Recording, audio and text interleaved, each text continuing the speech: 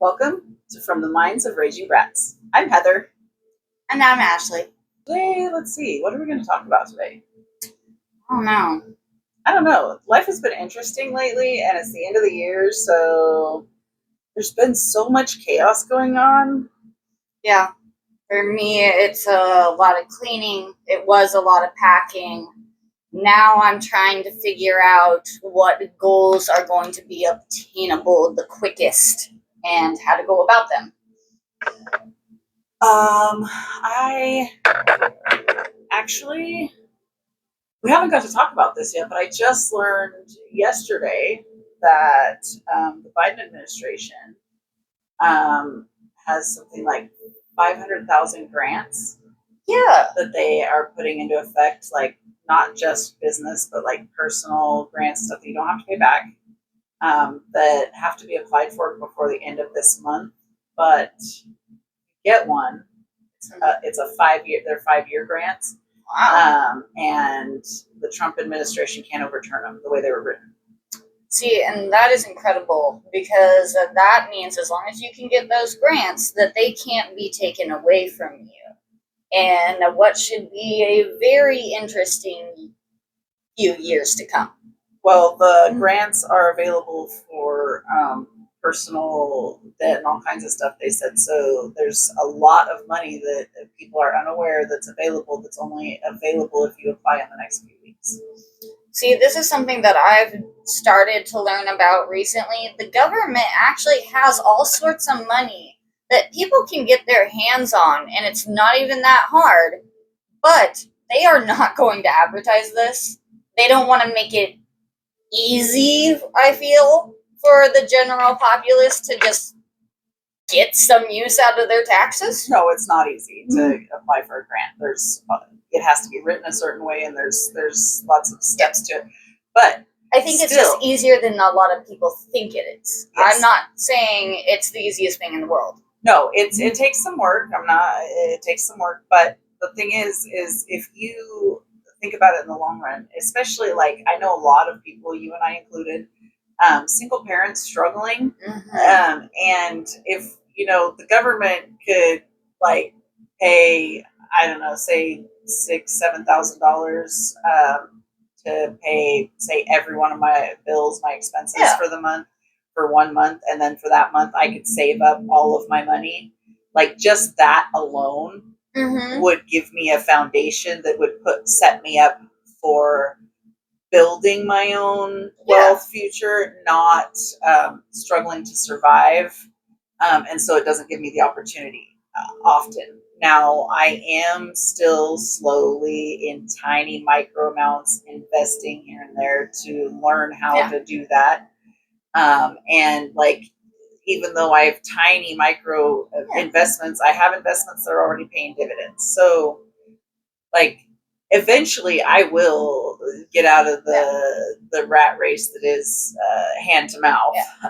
But like, I think that it would be a lot easier, and I think that a lot of people could do the same thing. Like you and I, we started a podcast. There's other things that we have in the works for the future. I myself also have other things in the work for the future.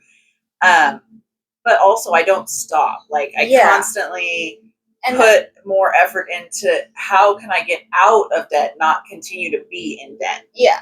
And I think, like, especially this year, I've started to pay probably more attention to my debt and my credit and how to get out of the situations that I have been put into.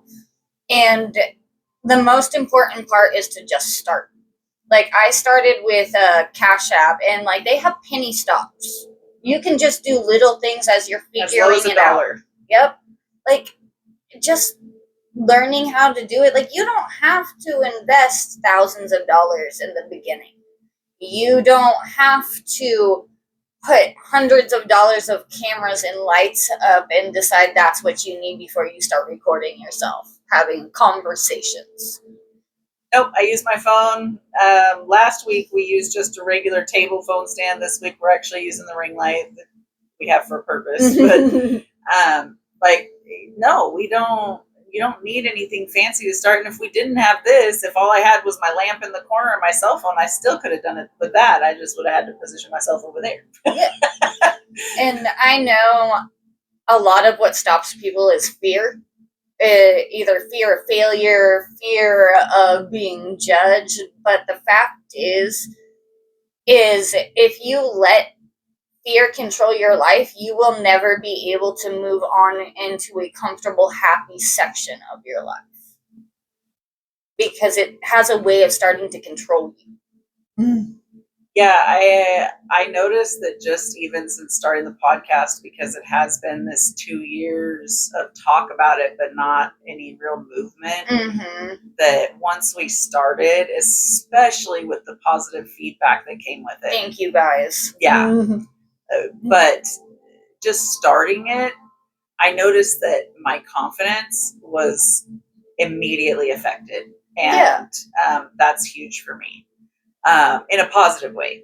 And then as I started to work on it more, like the idea parts, thinking up ideas for moving forward, and then thinking about the future of the podcast and how it's going to look moving forward. And as we get better, like the graphic designing and all of those things, as I'm doing that, I find myself, instead of feeling overwhelmed, which is typically how I feel as I start doing the things that I've set goals on, I start feeling super overwhelmed. Instead of that, I feel exhilarated and happy and excited, and it makes me feel even more pumped. Exactly. Like, I would definitely agree, like, because of the positive reaction and how I've been feeling, like, it's made me, and not just with the podcast and stuff, it's really made me look and be like, okay, well, I can still do these other things that I was afraid to do because I didn't know how they were going to turn out.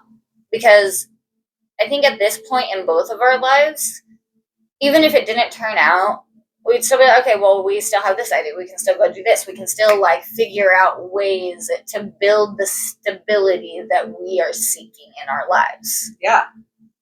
Well, also, I think that this podcast for us actually has been an eye-opener for us, because a lot of people have told us, like, hey, your guys' conversations, they're really interesting, they're thought-provoking, you guys bring a different perspective, even if it's not the popular opinion, even if it's like a little brutal sometimes to hear, like, and infuriating even. They're like, it's still really interesting, and you guys should just really do this for the world.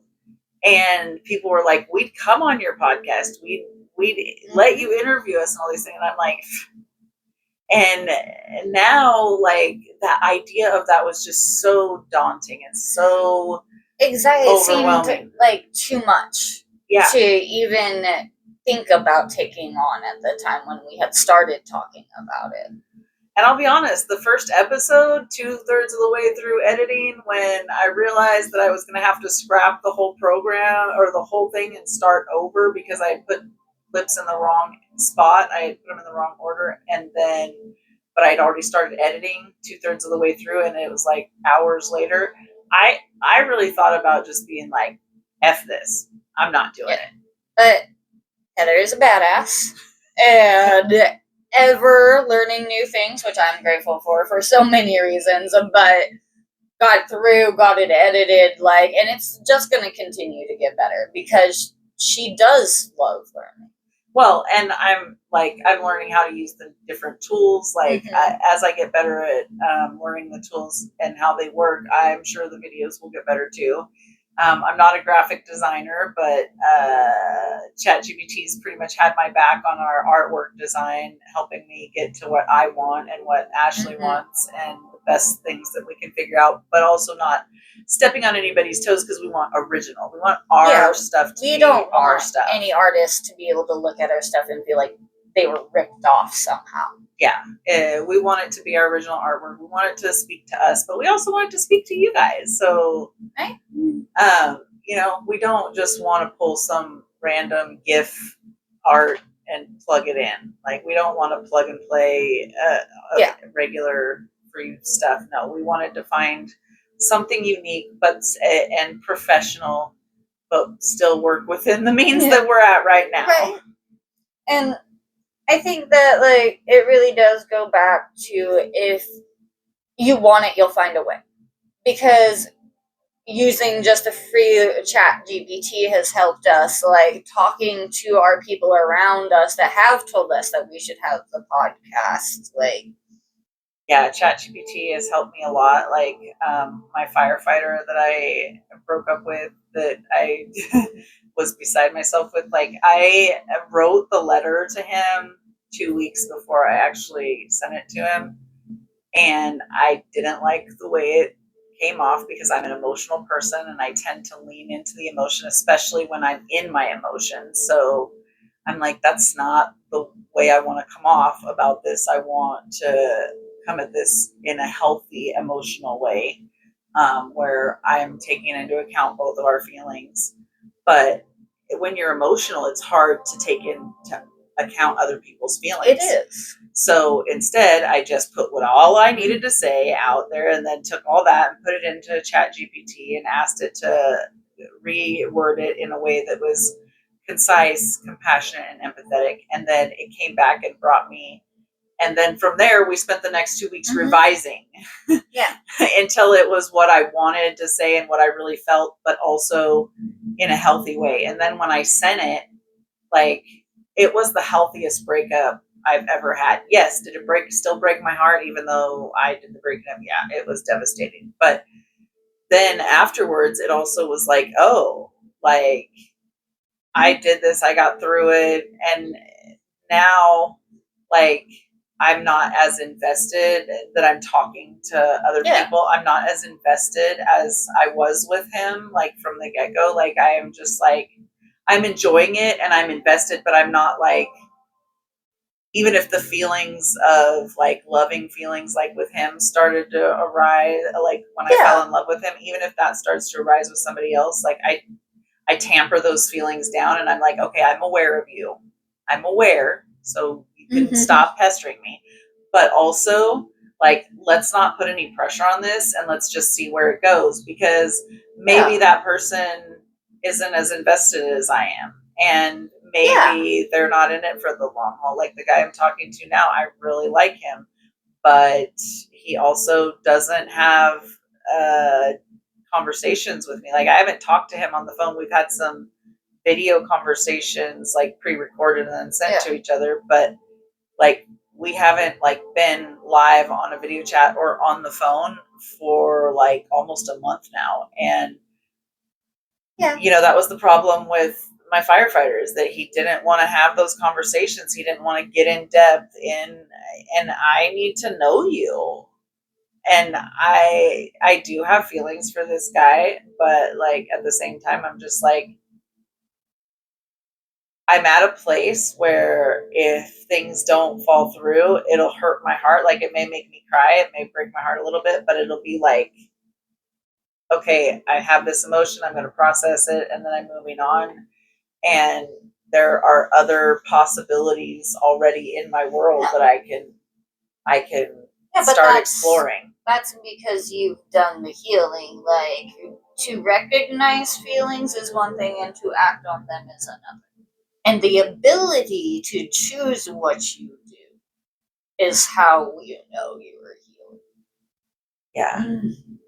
And, you know, I know that people get busy. So that's another reason why I don't want to be like overly invested in having to break my own heart, because I put feelings where they didn't belong, like where they weren't being reciprocated, or where they weren't even offered to begin with. Like, because sometimes people are in a different place than you, and just because you're in your feelings, you don't notice it. I watched a video of a lady, I wish I knew her name so I could tell you guys, like, but she was saying, I don't text my partners.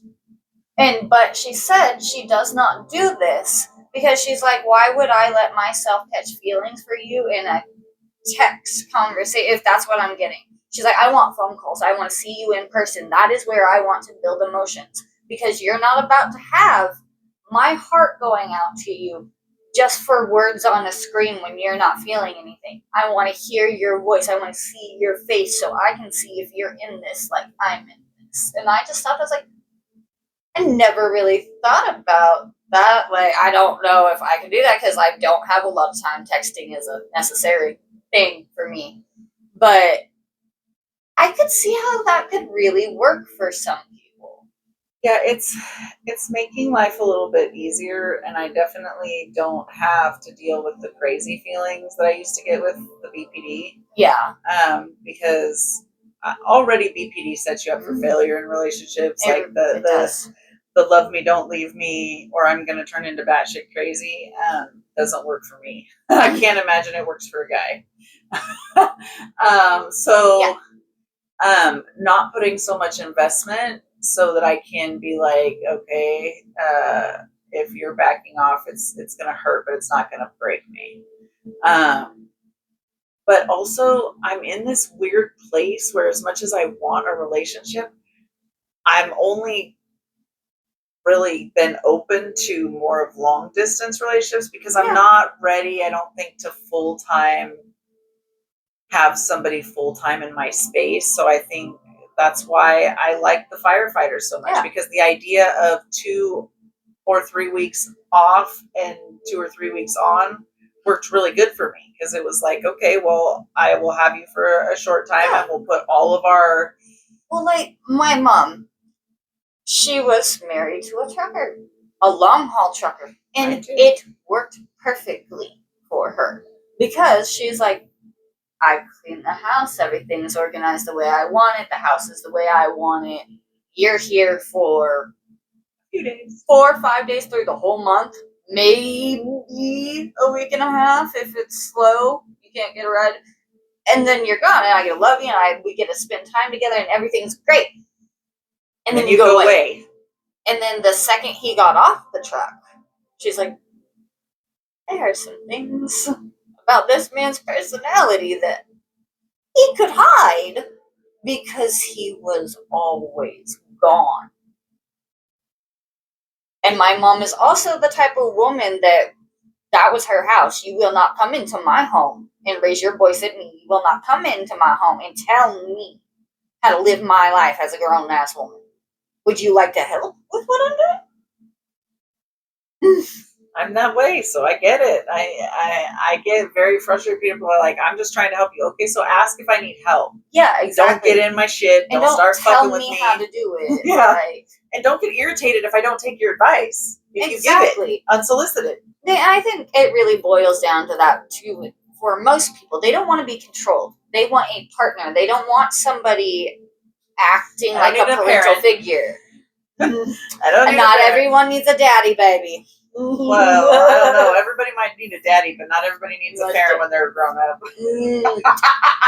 I don't know. There are vanillas. I know, but that doesn't mean they don't need one. They just don't prefer one. This is why we're a Sorry, normies. Yeah, I tend to think that anybody that is vanilla, I think that that's fine, because while I also enjoy vanilla in its time, it has its time and place. I don't know. I feel like vanilla is very much made for making love. Okay. I can agree with that. And so it has its time and its place. But for just sex, I can't. I need a lot more than that. And I'm sorry, but while I want to make love to my partner, that is occasionally. I want to be rode rough and hung out wet. Well, yeah. Most of the time. Yeah, but that also probably plays a big factor into the type of people we're attracted to, because we know what we're into, and white collar office job, never done anything wrong in his life, probably ain't gonna choke me and call me the names I want to hear. Probably. I mean, it could happen, but I mean, there are definitely, now taking aside the movie, because the movie or the book is not inclusive of the lifestyle. That's not what I mean. But there are definitely Christian Greys out there Oh, I know. They're my favorite. So they are definitely white collar. Oh, those ones are my favorite because you never expect it. I'm like, ooh, have some tattoos on you, please. Well, it's perfect. But most of them actually don't prefer tattoos. I know because it gets rid of the anonymity. Well, and not just that, but because it's a body issue. Yeah. It's a respecting their body and not. Yeah. No. Give me a guy on a motorcycle with some tattoos. Maybe he can have some daddy issues too. We'll be a perfect match. Well, I don't know. I guess that's different. I guess that's another reason why I probably am polyamorous, because definitely in a relationship, like I said last time, I could definitely be monogamous, like with my partner permanently, and it not be an issue. But I think that that's probably, and the more I think about it, like I said, I would have to be in a relationship long term before I could open it, at all. But the more I thought about that after we had that discussion, is I was like, actually, I think I could probably really be in a monogamous relationship permanently if I had a dungeon and play access. Yeah. Because if I could play with many different kinds of people in a dungeon setting where I'm still getting all my needs met for that reason, and you know as well as I do, the dungeons don't just have the intimate thing where you can have mental intimacy as well as physical intimacy, and that is what leads me to polyamory all the time anyways, is because my soul, when I connect with, it's like you, I love you, and most people would be like, what? And I'm like, no, I have an intimate relationship with her. Or like my friend Coop, that people used to think we were having an affair because our relationship is so close, and it's like, well, we're not having an affair. We just really deeply love each other. It's a soul connection. It doesn't matter whether anything physical ever happens. Like, you are and him and I aren't compatible that way. Well, we tried. Yeah, that doesn't surprise me. Just knowing you both, honestly, personality wise. Yeah, nope. It didn't work out like that, and that's fine. Like, yeah, and you guys could still be friends after that. Like, but that's typically what ends up causing strife from me. It's not necessarily toxic because of me. A lot of that was because the men I have been with have been like, emotionally they can't meet all my needs, and then physically they don't want to meet all my needs, and then I don't cheat, so then I'm just miserable. Yeah. And they're like, well, bring in polyamory, and then, okay, you're not meeting my mental needs, but maybe this person can meet my mental needs, and you're not meeting these physical needs, but if I go to the dungeon, you know I'm not bringing anybody home. You know what happens there. You know it's all consensual. You know it's the dungeon setting, so it's not like I'm going down to the corner and finding a John. No, like I'm going to the dungeon to play, and then I'm coming back home to you. Yeah. And more than likely, because I'm going to come home completely aroused, I'm going to want to be naked with you, getting intimate, whether we're making love or whatever. Like, I'm going to want to have that intimate time with you, because now all of those needs have been met, and now they're flourishing. So now it's like, let me pour from my cup. And I think this is something that a lot of people don't realize, and it doesn't matter whether it's BDSM, a vanilla relationship, like even honestly non-romantic relationships, things go so much easier when all needs are met. But you also have to know what those person's needs are. Like, that's why communication is so important, and people keep forgetting that in life. And I don't just mean in relationships, but I mean in life. Yeah. But it is, and it's I didn't realize until recently that communication is a skill, but so is comprehension. Yeah. You have to want to understand whoever it is you're communicating with. Like, and I think that's one of the reasons that we work so well as friends, is because we want to understand each other. We want to be able to help each other, like whether that's emotionally, like whatever we need. Yep. Well, and honestly, a lot of people's communication breaks down because, like you said, we want to understand each other. Yeah. Have you had conversations with the average person on the street today? How I often, try not to, but I have. how often do they want to understand any perspective but their own? Not very often. And so I think a lot of people don't understand that their opinion isn't even a lot of times their own.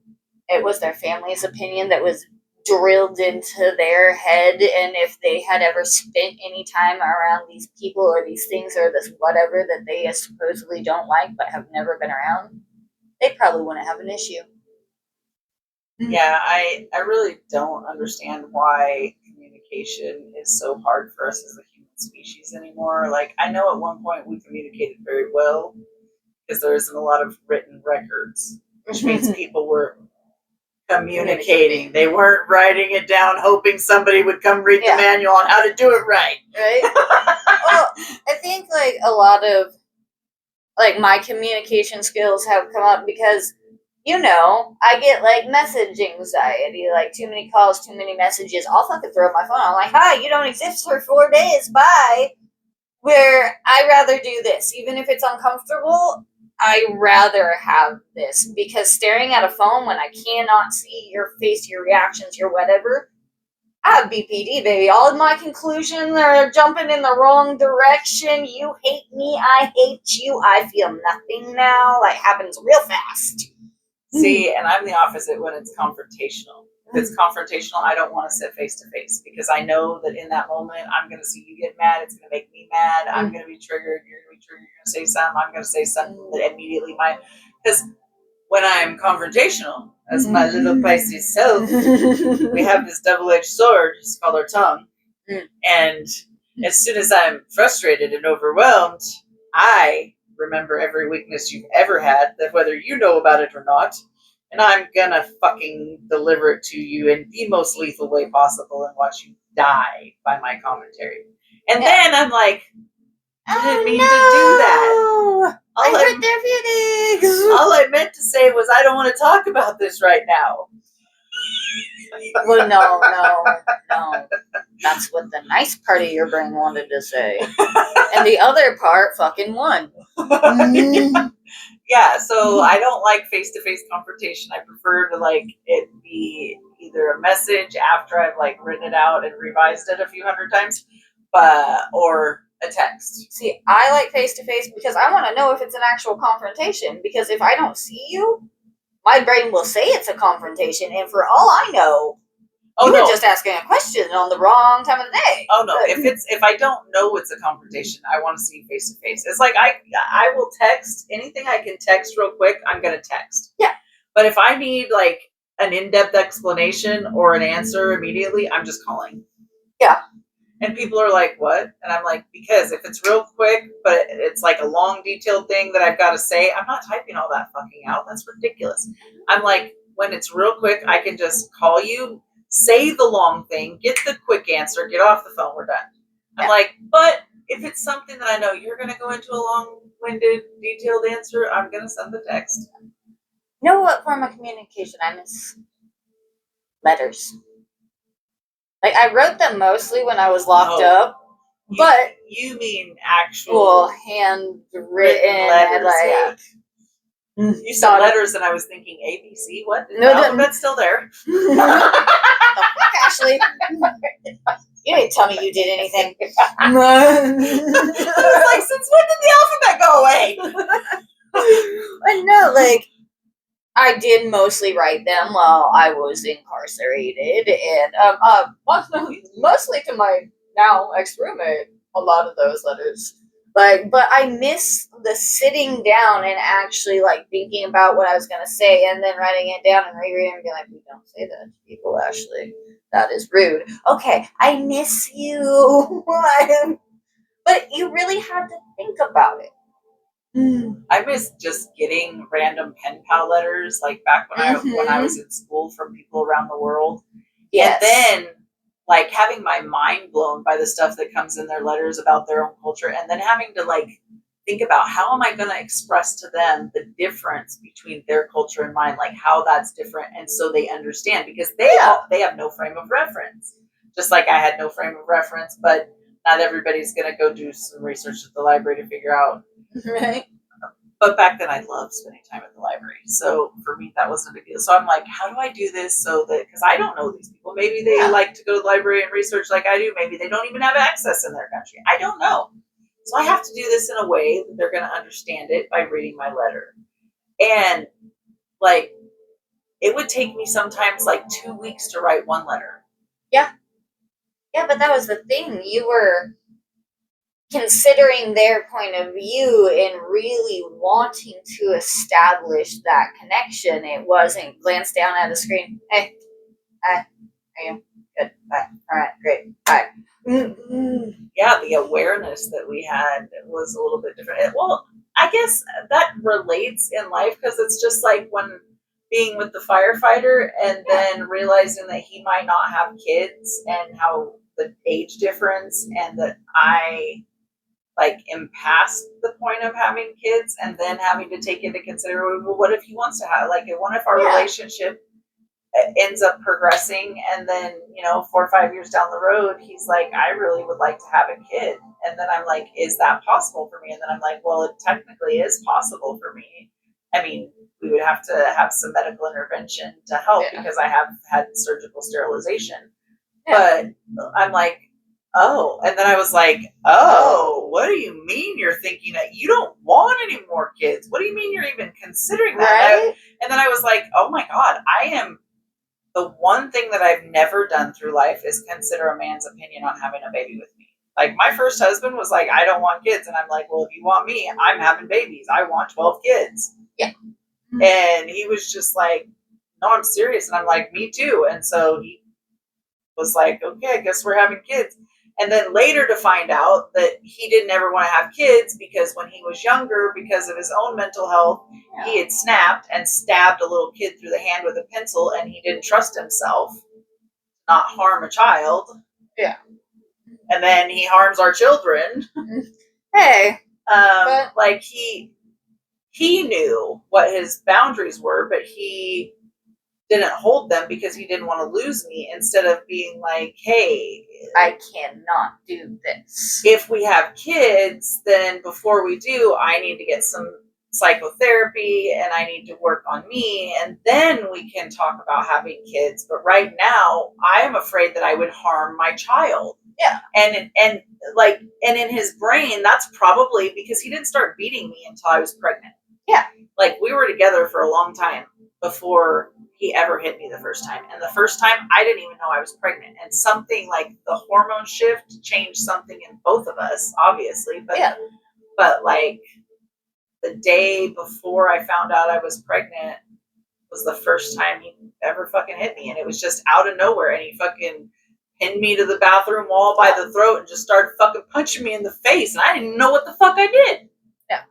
Well, I think it goes back to what I've said in other videos. Like, if we could be a little bit more compassionate, everything would be different. But compassion means towards ourselves too. We have to take ourselves to therapy. We have to figure out what causes and how to control our triggers. I'll be real honest. I think that society is to blame for my attitude on my reproduction, because the whole my body, my choice. I understand the ideas behind that, and it should be your choice as a woman with what happens with your body to an extent. And I say that very carefully, because I want to add the addendum so people understand where I'm coming from, because it's not what they think. I know. Hang on. I say that because, like, I don't think that you should just be able to get abortions as birth control, having been a translator for abortion clinics and seeing that whole process for a long time. It can cause long-term damage to the woman. It can make you not be able to have children. And if you're so determined to not have children, just go to the doctor and get surgically fixed. Yeah. If you're too young show the doctor your abortion record. It will change their opinion, I promise you. Yeah. But also, because I have a little bit of anger about responsibility. Yes. And I feel like it should be that both parents should have a choice. So if the man doesn't want the baby to be aborted and they want to keep and take responsibility, then it shouldn't be the woman's choice to go and abort. See? And I feel like the woman saying, well, it's my body. Okay, but you knew the possibility of getting pregnant when you laid down and did that. You knew the possibility. Yeah. And they're not asking you to stay and raise the baby. They're just saying, you've already got my baby growing. I want it. Yeah, and I can see that point of view, but my point of view, and ever the troublemaking point of view, is nobody should tell anybody what to do. So I do not feel that anybody should say you cannot have an abortion, because then anybody can put their own right. Like, no, you can't do it if I say this, or if I do this, or if I have that. But I don't feel like it's that. I just feel like it should be that both parents should have a right to the child. And if the parents, when a child is already born, both parents have to have that right, then it should be that way from the beginning. That's where I come in. I don't feel like it should be ever illegal or against the law for a woman, because I also translated for women that were human trafficked.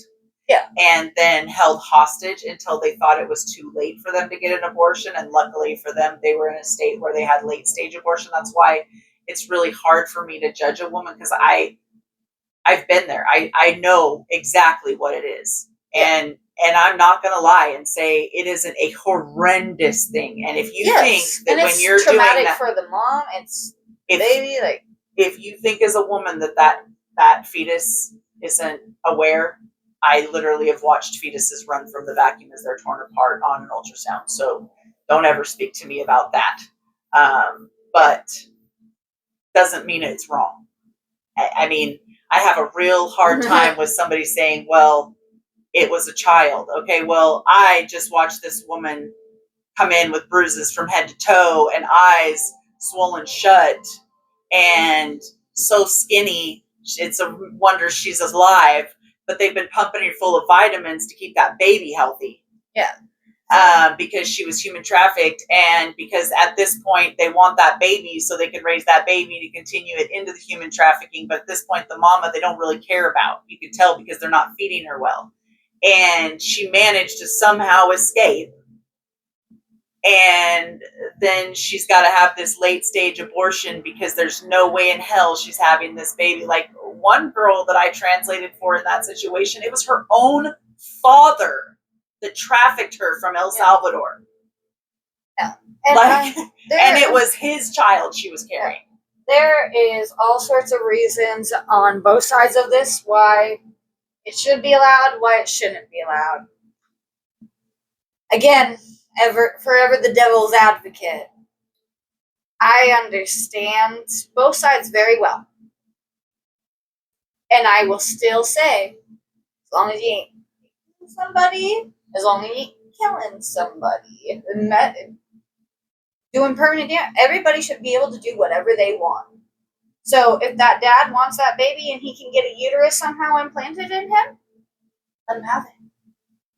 Yeah, no, I don't feel that way. Because I very much am from the generation, you made your goddamn bed, you lied in it. Oh, yes. So if you didn't want that baby, you could have been taking preventive measures. You could have had yourself fixed. You could be on birth control. You could have used female condoms because they make them. Oh, yes, they do. So for me, that's never an excuse for a woman to be like, well, I don't want to carry. I don't give a fuck what you want to do, bitch. You laid down knowing this was going to happen. I will say, I did never, ever consider abortion with my son. But my baby daddy tampered with my birth control pills and my fucking condoms. And at that point in life, I wasn't making very good decisions. So watching him put on that condom, like, I knew he put it on, but did I pay attention to there was holes in it? No. I was young, dumb, and did not care. I thought I was fine.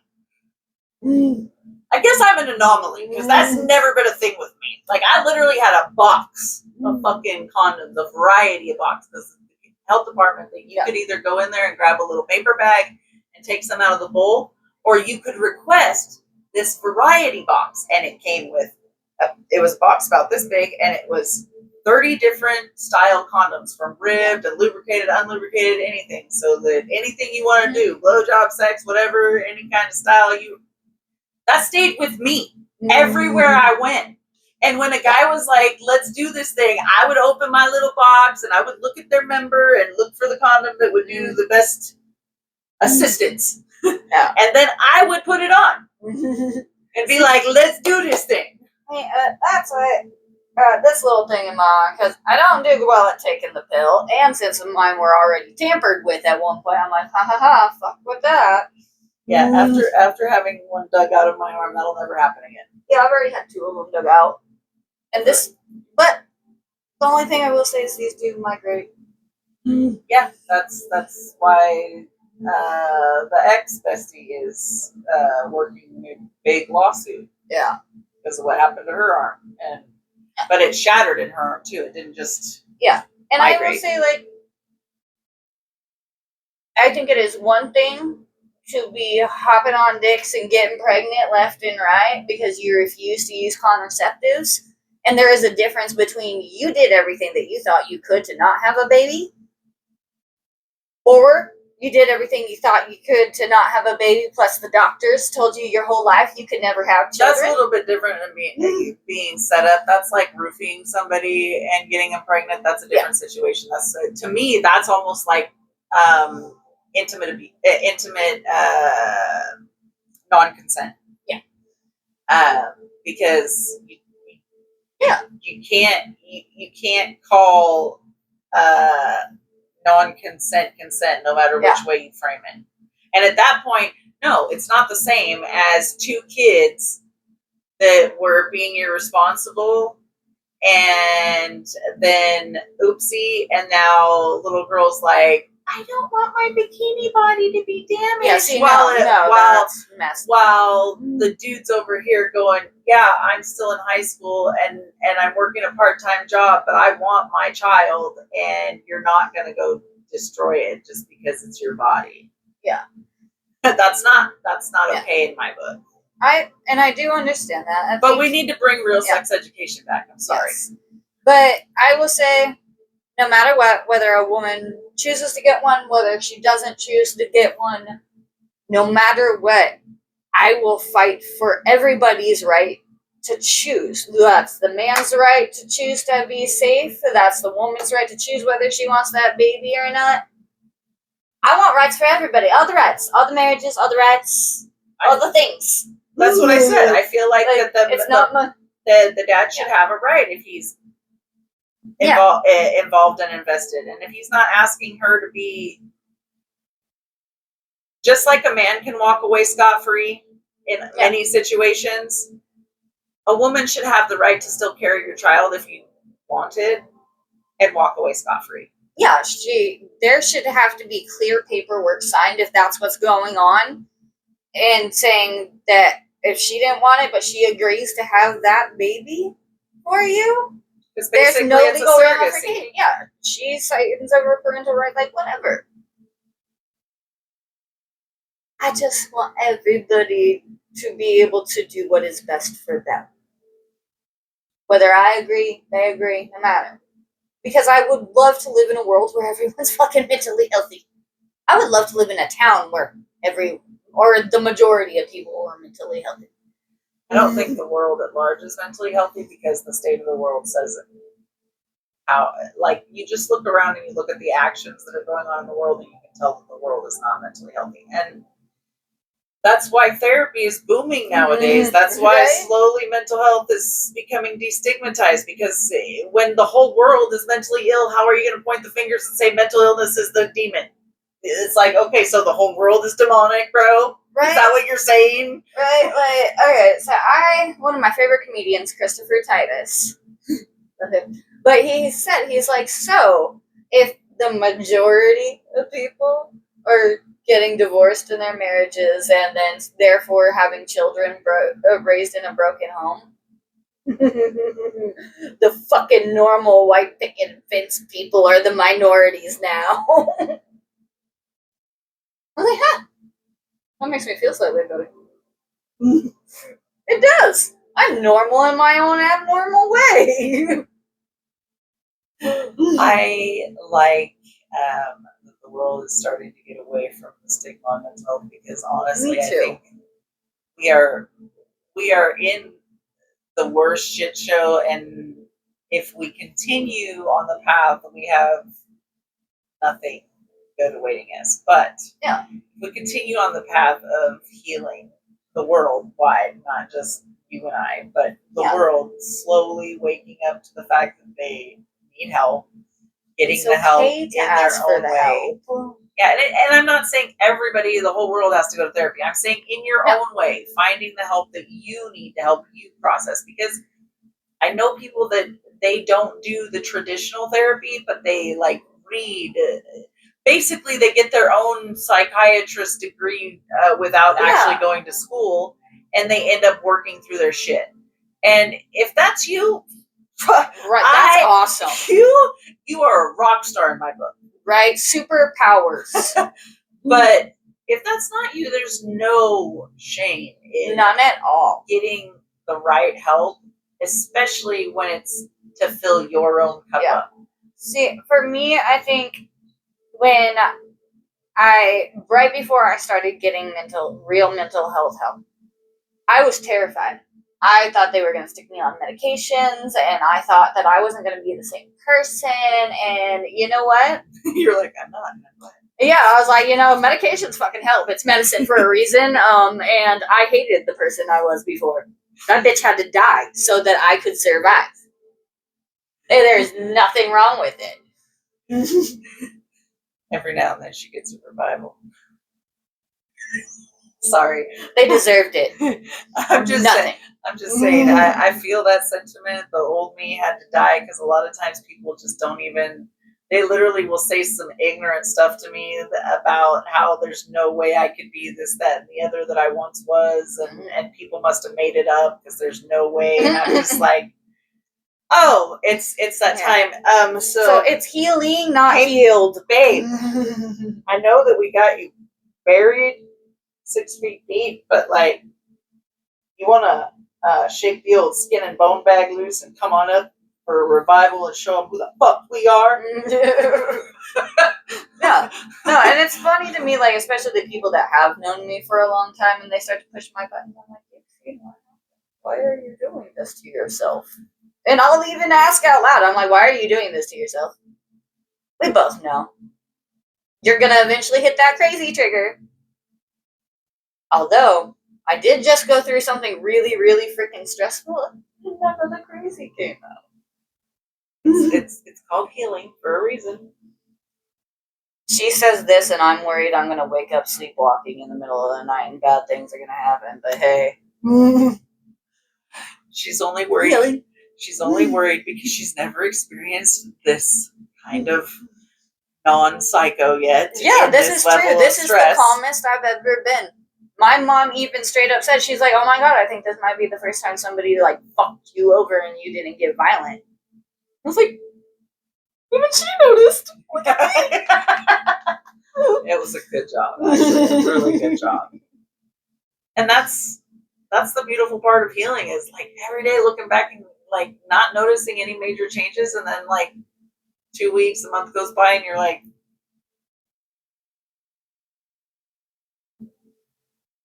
I didn't scream at anybody this month. Right? I feel like I've had like a pretty good attitude and mood. They slipped me something. Oh my god, they got me to take my meds again. Yeah, I mean, it's like you just kind of go, that's weird. But then another month goes by and you're like, wait, is this the new normal? Because I, again, didn't scream at anybody this month. And I'm using scream for a metaphor for any crazy behavior. Yeah, but I didn't scream this month. And it's like, oh. And now, like, it's kind of weird because since she came up a little bit ago, like the ex bestie, like my kid and I were talking about how when me and her met, Yeah. like energetically, like the people we were, we aligned. We were both ghetto as fuck, and all the shit that she's still doing, like that was stuff that I would feed into, and it was great, and it was exhilarating. Yeah, it helped you feel powerful. Now, like, well, not even now because I haven't been around her over a year, but like then, before the friendship ended, it was like being in her presence was overwhelming, and most of the time I would be in my head going, "Why am I doing this to myself? Like, why? How are we friends? Really?" It's because, like you said, your energies used to match so well, but as you started to heal and start to realize, hey, I don't like that trait in myself, let me fix this. Hey, I don't like when I do this, and this isn't okay for me anymore. You would fix it, where she would see the things she was doing wrong, and she'd be like, that's just who I am. Or she would say that go to one therapy session and come back and say, I fixed everything, and she's still doing the same thing, and I'm like, okay, I can't feed into another person's delusion. I have a family member that I have had to completely disconnect from because they live in a delusional state. And now you claim to be my best friend, but you're never there for me. You only ever want me on the phone with you 6 to 8 hours a day just so you can tell me all your woes and all your excitements while I sit there quietly. Well, yeah. Well, it's like when we started becoming really friends, you're like, it's refreshing that you don't have to call me every day, and you don't have to be like, I'm having this problem, what do I do? You might be like, I had this problem, this is what I did. Well, and even if you do call me and you're like, I have this problem, for me, it's not a big deal because it's not every fucking day. Yeah. It's like, okay, 3 months have gone by and we've had these kind of conversations, but then all of a sudden you're like, shit, this is happening. I don't know what to do. And I'm like, well, what about this, this, and this? And then we usually brainstorm and figure it out. But it's like, and I'm not dumping it all on you to be like, here, you should figure it out for me. Yeah, but even if you were, it's so few and far between that you're like, whereas most of the people that I have had in my life are like, here's my problem, fix it. And I'm just like, yeah, like I remember when we first started, and you're like, you keep your stuff to you. And I'm like, I know. I always figured it out on my own before. And you're like, but we're friends. And so I can help you. I know, you were like, no, I help you. We're friends. And you're like, that's not how friendship works, Ashley. It's a two-way street. That's been the problem. I was like, well, that's why I don't have a lot of friends.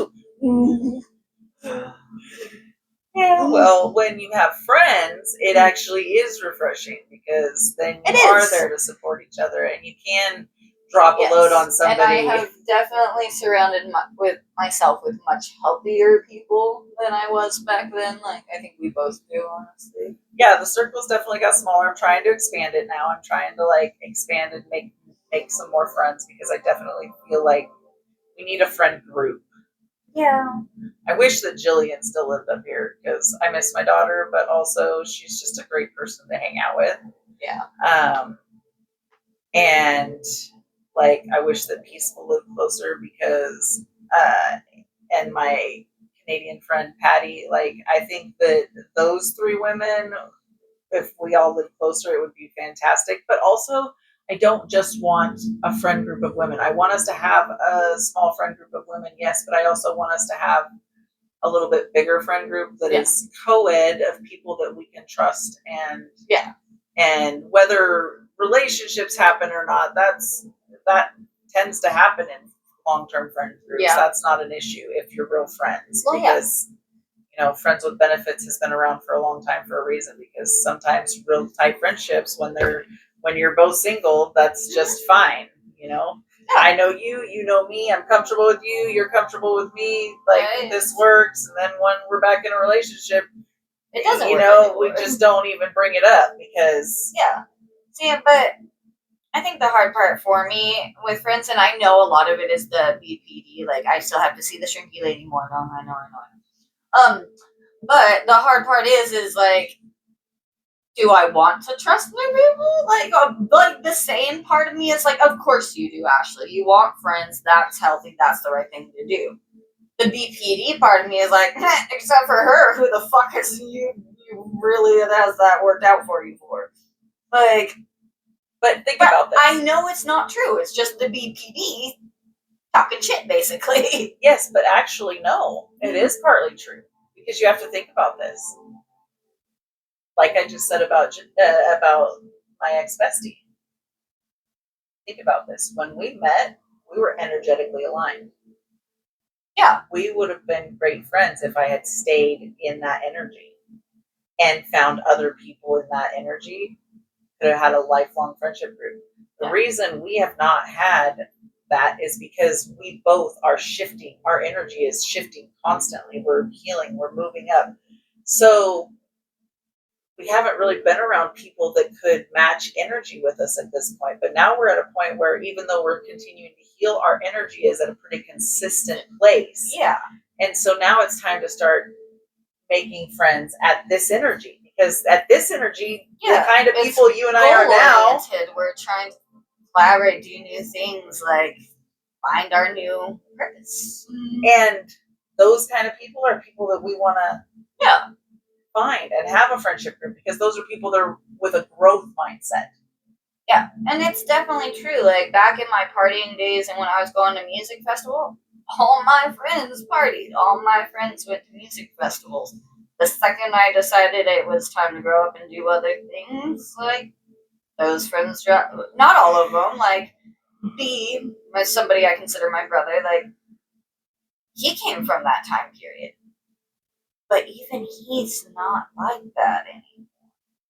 The only people in my life these days are the people trying to better themselves, whether it's trying to help themselves financially, just help themselves heal, just fucking get more exercise. They're all trying to do something to improve themselves. Yeah, well, you have to really look at things as you're going. It's like I told my mom today when she called and asked about financial advice. She was asking about a specific situation that she is dealing with that she was told was going to cost one amount, but now they're giving her a different amount. And she could do a third option and it would be a different amount. And she was asking me, and then I told her, I was like, well, if it was me, I would do this. And then I was like, you know what? I'm sorry. And she's like, why are you apologizing? Like, that's kind of the option I was going for. And I said, you know what? I'm apologizing because I don't have a full picture of your financial situation and what goals you're going for. Because my answer was based on where I am financially, where I can't squeeze out any extra penny for anything right now. So I'm going to go with the cheapest available option, even if it's not necessarily my best option.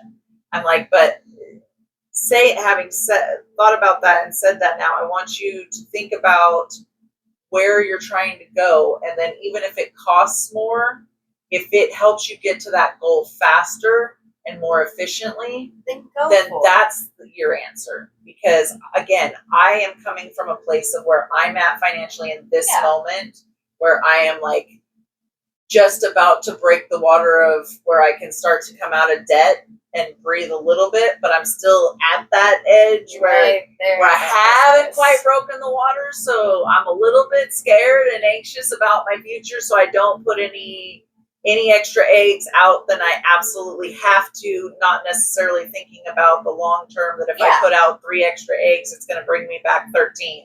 But again, in this new chapter, we can do things that are hard and we do things that scare us. Yeah, and I'm doing things different. I've also been looking on different ways to improve credit without any extra financial assistance, and there's been several things that I've found that I'm excited to put into practice in the new year to help get to a better place. But all of that is just slowly, methodically. I used to be like, well, if I can't learn it in 5 minutes, like then it's a waste of my time. And now this stuff is taking more time and patience, and oftentimes I don't have time or patience because life is going fast right now. So I'm just like, it's weird, like the weird little things that we have to do to help reprogram our brain to actually be more patient, to actually be kinder to ourselves, to do the hard things. Like even this summer I started because like when we went up to the waterfalls, like usually if I would have gone down there, looked at it and been scared, I'd be like, nope, bye, and turn around. I was so proud of you. But I was like, we do hard things and your child's watching you. You do the thing you're afraid of in front of the child. But you did it, and it wasn't as bad as you thought it was going to be. No, it wasn't. Like, and your kid was just like, and I was like, do you want to go? He's like, no. All right, that's fine. Next year. Yeah, but after seeing you do that, probably next year he'll be like, you know what? My mom can do it. And all the other kids are doing it that are little than me. Yeah. That's what made me... I want to go do it. That's what made me start popping off waterfalls. Some little boy came up to me when I was 12 years old, and he's like, if you're not going to jump, can I? And I was like, now I have to jump. I actually was just not afraid of doing dumb shit when I was younger. So when people took us up to cliffs and stuff and were like, hey, we cliff dive. When I first started doing it, I was really dumb because I didn't know you were supposed to go down and swim out to where you're diving and swim down and make sure there's no rocks or anything within a certain amount of feet. Like you got to actually do your due diligence. Yeah. So instead, we would just look over the edge, and if the water looked like it was high enough, we just jump. Yeah, that's how we did it. Don't know how we survived sometimes because it was pretty stupid, but I was afraid of heights even then. So when I would get out there, I had really bad imposter syndrome. Like I had no self-confidence. Everybody thought I was the most confident person in the group. That was what was funny. But it was very much a fake it till you make it kind of situation. And so I knew I was terrified of heights, but I also knew that I was going to do whatever I needed to do to fit the crowd that I was with. But that's also a characteristic of EPD, how much we either chameleon ourselves to where we really are whatever we need to be for people, or we are imposters, but very good ones. So I would just, anytime we would go cliff diving, I would just run. Yep. And then by the time I ran out of cliff, it was too late to stop now. Exactly. And then you'd hear me screaming for, a whole second until I hit the water. I learned real fast to always wear shorts when my very first bathing suit, very first time going off a cliff, ended up inside of me. I was like, what is that? And I also learned that time jumping off that you definitely wear like Keds or little thin tennis shoes because you need shoes on your feet or your feet are basically belly flopping every time they hit the water. Yeah. I was like, yeah, you can actually like fracture your feet if you do it too many times or from too high up. Yeah, so, I mean, I've done all kinds of crazy things. Nowadays, I'm so terrified of heights, I can't even watch them on TV without almost throwing up. I was telling Lakota the same thing. I was like, I used to climb on top of buildings. Like, I used to climb trees. I used to jump waterfalls. Like, all this stuff. He's like, I've seen you get up on a roof, and you shake so bad the fucking ladder moves down the side of it. I was like, I know. Because now I know what can happen. And I'm afraid of it. I knew what could happen before. I was like, nope, not me. I can tell you exactly where fear came into my life. And even with all the abuse and everything, fear wasn't a factor for me. It's kind of weird. Yeah. Like, I might be afraid in the moment that I was being hurt, but I wasn't, like, afraid of the person or afraid to live my life. None of that. But going to prison, something in the taking away of my freedom and my human rights, like when that jail that in Arkansas that locked us in when they had the raw sewage 2.5 feet up in the cells, and then they brought us our food like that with the sewage in there and made us stay locked in our cells with the sewage. And then when they finally got the issue that caused the sewage to back up in there resolved, and they came in and they were like, you guys will not receive your next meal until the entire cell block is cleaned and sanitized. We had a lady in there that had a stroke, and it took us throwing stuff out our food slots for over an hour before they noticed on camera the mess and sent somebody back to yell at us. And that's when they found out a lady was having a stroke. And then the EMTs had to fight with them for another 45 minutes before they would go call somebody to get approval to take her to the hospital. And that is our fucking prison system here in this country. So yeah, it's a crazy mess, and I think we'll save the prison talk for the next episode, and I think that on this one we will wrap it up, ladies and gentlemen. Y'all have a good day. Thank you for listening.